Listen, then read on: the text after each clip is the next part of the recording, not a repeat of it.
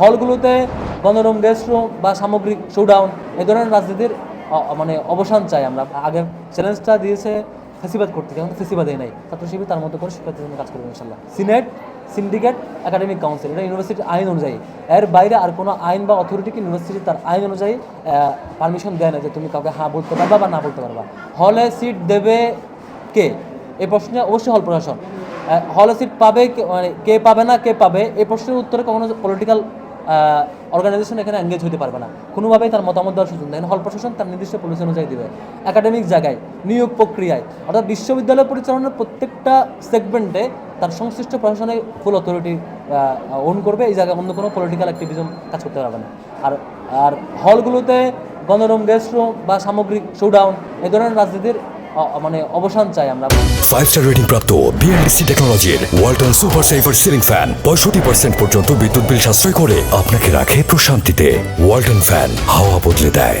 বরং ছাত্র রাজনৈতিক দলগুলো কী করবে, দলগুলো শুধুমাত্র শিক্ষার্থীদের অধিকারের জন্য কোনো ইস্যু থাকলে, শিক্ষার্থীদের অধিকার বাস্তবায়নের জন্য, শিক্ষার্থীর সহযোগিতার জন্য সেগুলোই করবে আর কি। আমাদের মূল ফ্রেমওয়ার্ক এটা, বিস্তারিত আমরা একসময় লিখিত আকারে দেবো ইনশাল্লাহ। পরিবেশ পরিষদ এটা তো একটা আইনি ভিত্তি নাই, এটা কোনো আইনি ভিত্তি নাই। আমি আগেও বলেছি, বিশ্ববিদ্যালয়ে কাউকে সিদ্ধান্ত হ্যাঁ না বলার জন্য, অ্যাক্সেস দেওয়া না দেওয়ার জন্য 3টা authority, senate, syndicate, academic council এটা ইউনিভার্সিটির আইন অনুযায়ী, এর বাইরে আর কোনো আইন বা অথরিটিকে ইউনিভার্সিটি তার আইন অনুযায়ী পারমিশন দেয় না যে তুমি কাউকে হ্যাঁ বলতে পারবা বা না বলতে পারবা।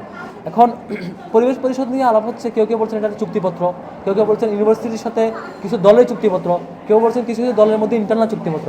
আমি একটু বিনয়ের সাথে আপনাদের কাছে চাইবো এই চুক্তিপত্রটা আমাদেরকে একটু দিবেন। এখানে যে বিভিন্ন দল স্বাক্ষর করছে, ইউনিভার্সিটি প্রশাসন স্বাক্ষর করছে, আপনারা যে বলছেন চুক্তিপত্র, এই লিখিত চুক্তিপত্রটা একটু আমরা চাই।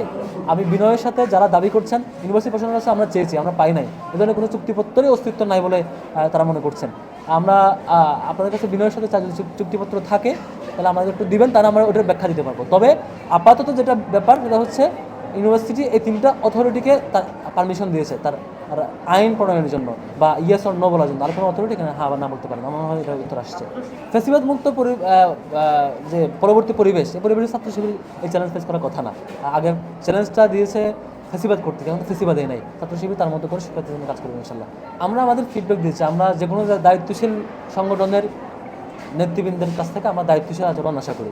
আমাদের দিক থেকেও আমরা সবসময় জাতীয় ঐক্য যাতে সুসংহত থাকে এবং শিক্ষার্থীদের অধিকারের জন্য, যেহেতু এখন ছাত্র রাজনৈতিক দলগুলোর অবজেক্টিভ হইলো হচ্ছে শিক্ষার্থীদের অধিকারের জন্য কাজ করা, এই প্রশ্নে সবাই একসাথে কাজ করবে বলে আশা করি। এখানে অন্য কোনো ইস্যু আসবে না বলে। ডাকসুর ঘোষণা এখন আসে নাই, ঘোষণা আসার পর আমরা ডাকসুর ব্যাপারে আমাদের পলিসি বলবো। যেহেতু ঘোষণা এখন আসে নাই, ডাকসুর ঘোষণা আসুক, তারপর আমরা এই ব্যাপারে বিস্তারিত বলবো।